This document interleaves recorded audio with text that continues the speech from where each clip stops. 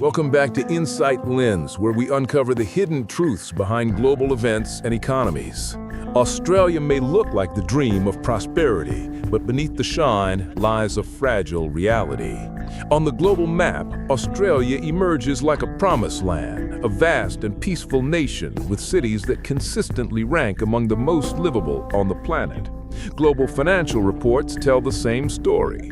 Australians are among the wealthiest people in the world, with average net assets far surpassing many other developed powers. On the surface, it is an undeniable success story, a model of prosperity and stability. However, if we peel back the glittering layers, a more troubling truth begins to reveal itself. Australia's wealth seems to be built on foundations that are anything but solid. It resembles a magnificent sandcastle that could collapse at any moment before the crashing waves of the global economy. Each year, respected financial institutions like Credit Suisse and later UBS release the Global Wealth Report, a document eagerly awaited by the world. This report doesn't just look at GDP per capita, a figure that can sometimes be misleading, but digs deeper by calculating people's net worth, total assets minus debts. This is the true measure of a nation's ability to accumulate wealth over time. And year after year, Australia has claimed an impressive position on this ranking. In the most recent report, Australians were once again confirmed to have the second highest median net worth in the world, only behind Luxembourg, a tiny European country and financial hub. Even more striking, when measuring median net worth, the value held by the person right in the middle of the wealth distribution, Australians are more than twice as wealthy as Americans at the same point on the scale. This shows that wealth in Australia is spread more evenly, not skewed upward by a small cluster of billionaires as it is in the US. In theory, this is a hallmark of a healthier, fairer society. With such powerful numbers, anyone would think Australians are living in a dream. They enjoy good incomes, accumulate substantial assets, and seemingly have little to worry about regarding their future. But this seemingly solid prosperity rests on just two pillars that, while appearing large, are in fact dangerously fragile, taking up the ground to sell and selling land to each other. Australia's economy has become wealthy not through technological innovation, advanced manufacturing, or complex services. Instead, it's been blessed with vast natural resources that fast-growing Asian economies, particularly China, desperately crave. Alongside this, it has turned real estate into a speculated machine, driving property prices to unimaginable heights and creating an illusion of wealth based largely on paper values. Dependence on these two sectors has created a dangerously unbalanced economy. It chokes innovation, prevents other industries from growing, and spawns a host of difficult social issues. Behind the glossy image of prosperity, Australia is slowly losing its competitiveness and economic self-reliance. The nation is living on luck, and luck never lasts forever. Australia looks wealthy and secure, but when prosperity rests only on resources and real estate, the cracks beneath the surface are inevitable. And in Part 2, we'll dig into the real cost of this economic trap. So how did a developed nation with a highly educated population fall into such a simple economic trap? The answer lies in the resource curse, a chronic disease that has crippled many countries blessed with abundant oil and minerals. To understand the critical weakness of Australia's economy, we need to look at a measure called economic complexity. This index ranks nations based on the diversity and uniqueness of their exports. A country with high complexity exports a wide variety of advanced, unique products that few others can make. Conversely, a country with low complexity mostly exports simple raw materials that many others can provide. The shocking truth is that among all high-income nations, Australia ranks lowest in economic complexity.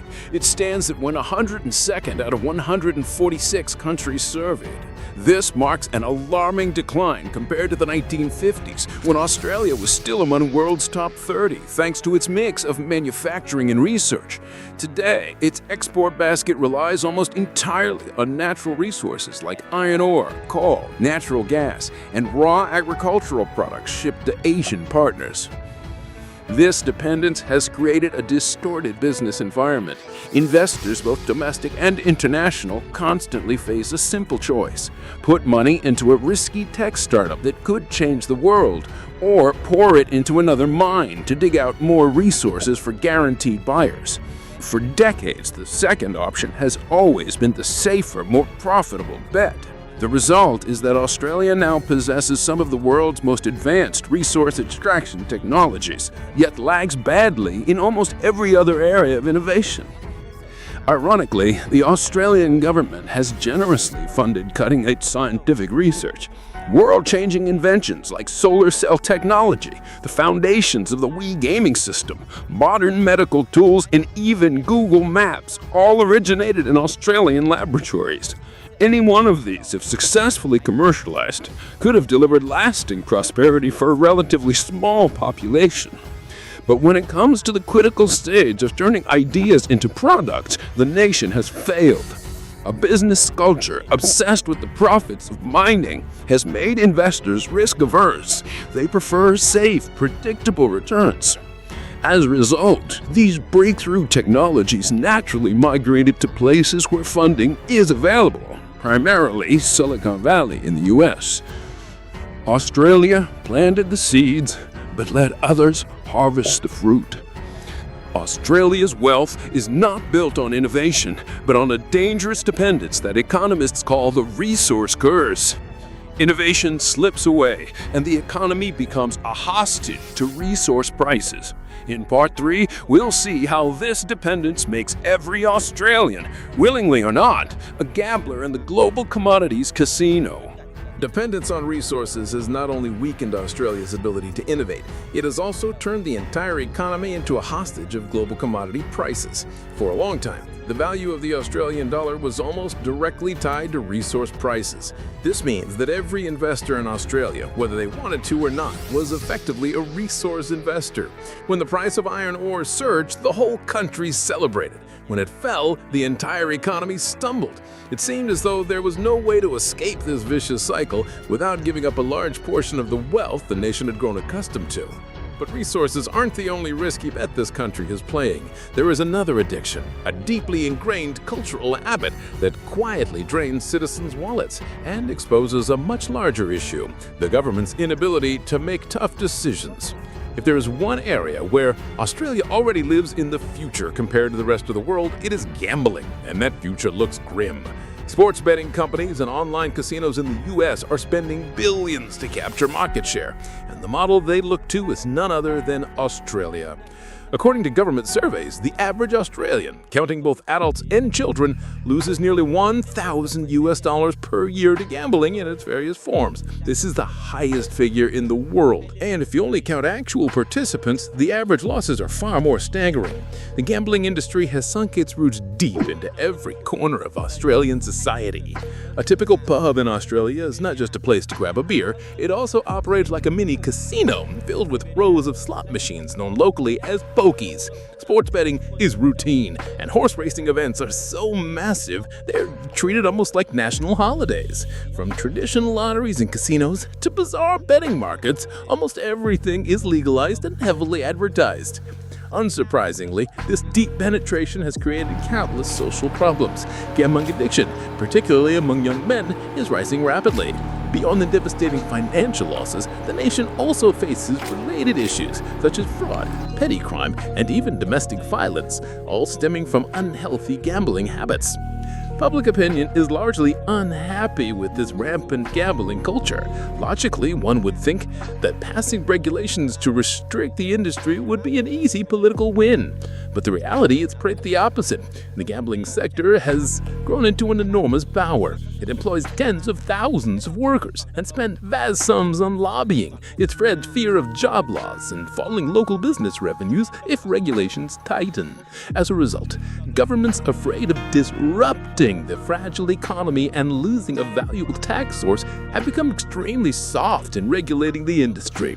While gambling alone cannot collapse an entire country, it has become the perfect symbol of a much deeper problem: the unwillingness to address root causes because no one wants to take responsibility for shaking the status quo.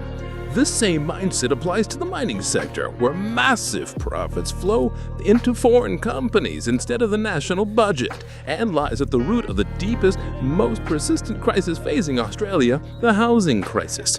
But before we dive into that, we must examine one unique financial instrument Australia prides itself on, a system designed to create wealth, but has been twisted into a tool for propping up the very problems of the nation.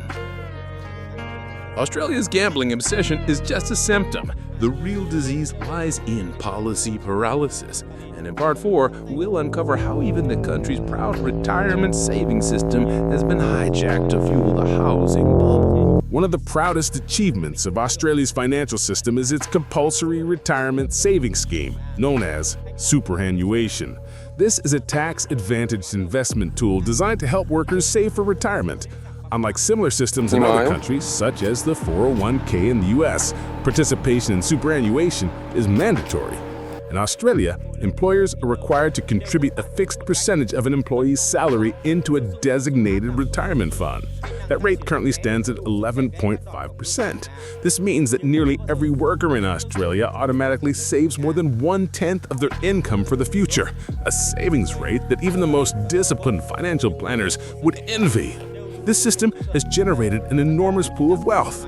The total value of Australia's retirement funds now exceeds $2 trillion. The average household holds around $250,000 invested in the single type of asset, thanks to its compulsory nature. This wealth is distributed relatively evenly, contributing to the country's impressive immediate wealth figures. In theory, it's a brilliant financial instrument. It reduces the burden on the welfare system as the population ages. However, a major problem has risen. This pool of money has become too large for the scale of the domestic investment market. As mentioned earlier, the Australian economy lacks diversity. Beyond mining, gambling, and real estate, there are few attractive investment opportunities. The inevitable consequence is that an ever-growing share of Australian retirement savings must be invested overseas. Most of it flows straight into U.S. stock markets. In absence, Australia is using the money of its citizens generated by selling off natural resources to finance innovation and corporate growth abroad, especially in America. Meanwhile, many promising Australian companies are forced to go to the U.S. to raise capital and list their shares simply because investors there are more willing to take risks. If the local business climate were more open, Australia could have used its vast capital to enrich itself and boost its productivity at home. But the most serious problem with the superannuation system lies in how it interacts with the high cost of living, particularly the crushing price of housing. No matter how impressive retirement savings may look on paper, they become meaningless if they cannot keep pace with skyrocketing expenses. A strategy increasingly common among Australian workers is to withdraw their entire lifetime savings upon retirement for one single purpose: to pay off the mortgage. This has transformed what was meant to be the nation's greatest wealth-building tool into yet another way to prop up the property market. And this property market is the focal point of all problems, the place where every weakness of the Australian economy converges and amplifies. Superannuation was supposed to guarantee security, but in reality, it props up a fragile housing market. In Part 5, we'll dive deep into the housing crisis that now haunts an entire nation. Housing costs in Australia have become a national obsession. they make every other problem worse and far harder to solve. According to one survey, the average age of a first-time homebuyer in Australia is now 36. The fastest-growing group of first-time buyers are those aged between 40 and 49. With mortgages typically stretching over 30 years, this means many Australians are entering retirement still saddled with debt.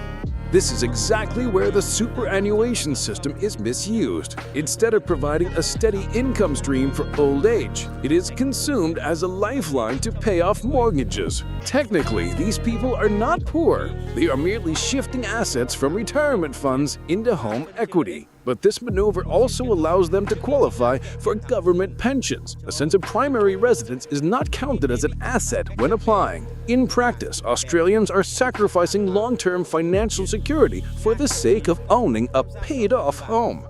Why has the situation deteriorated so badly? It is the result of a combination of common factors seen in overheated housing markets, prolonged periods of low interest rates, rigid urban planning that constrains supply, and high immigration into cities that cannot expand quickly enough. But Australia also has unique factors of its own. One of these is its tax system. Australia has some of the highest income taxes in the world. A person with a strong salary must pay very high marginal tax rates for each additional dollar earned. Yet the tax system has a peculiar feature. Personal investment losses, including paper losses on real estate, can be deducted against taxable income, reducing the amount of tax owed. This mechanism, known as negative gearing, has turned a property into an extremely attractive tax shelter for high-income earners. Investors are willing to buy rental properties, even knowing that rent will not cover mortgage and maintenance costs. Those monthly losses help them slash their tax bills, while they count on property values rising over time. And when they eventually sell, they only pay a much lower capital gains tax. This system has fueled a massive wave of speculation, driving housing prices even higher and directly competing against genuine first-time buyers. Everyone knows the system is distorted and needs reform, but dismantling it has become politically explosive. At this point, too much household debt and too many assets are tied to the property market. Any signal that the government might cut back these incentives could trigger a broad fall in home prices, potentially collapsing the entire economy. Immigration is also a double-edged sword. Australia relies heavily on low-income migrants to do jobs locals don't want, and on wealthy immigrants to keep the property bubble alive. According to Henley Partners, a law firm specializing in residence deals for the ultra-rich, more than 40% of Australians' current millionaires were not born there. They bring their wealth and store it in high-priced properties, further intensifying the housing prices. All of these factors have created a vicious cycle. The Australian economy can no longer survive without its housing bubble, but this very bubble is draining the lifeblood of society and destroying the future of the younger generation. For decades, Australia has tried to keep everything on track, rely on luck, some resources, and rising property markets. But the cracks in the foundation are widening. They own some of the most valuable things in the world, yet most of their books are tied up in dangerously overvalued real estate loans, a colossal risk. Workers are heavily taxed, where their real incomes are eroded by inflation and soaring living costs. Businesses are finding it increasingly expensive and uncompetitive to operate here. And in the end, all that paper wealth means nothing if it only buys you a small apartment 2 hours drive from the city center. The quality of life, once Australia's greatest pride, is being eroded by the very policies meant to protect its prosperity. Australia's housing market is both the symbol and the trap of its economy. And in Part 6, they'll look at the country's GDP reality today and why the members reveal even deeper cracks. Australia now stands at a crossroads where paper wealth collides with harsh economic reality. For decades, the nation relied on booming resource exports and an ever-rising property market to sustain growth. But the present tells a different story. In the first quarter of 2025, Australia's GDP grew only 0.2% compared to the previous quarter, the weakest pace in months. Year-on-year growth stood at just 1.3%, signaling a sharp slowdown. Institutions like the IMF and the OECD project that growth for 2025 will hover between 1.6 and 1.9%, far below past performance, and a clear sign of stagnation. The Australian Reserve Bank has even cut its forecast from 2.1% down to 1.7%, citing weak productivity and falling household demand. On paper, Australia still looks wealthy.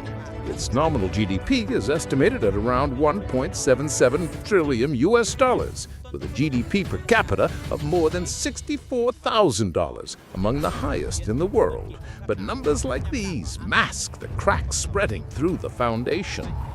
Real wages are shrinking as inflation and living costs outpace income growth.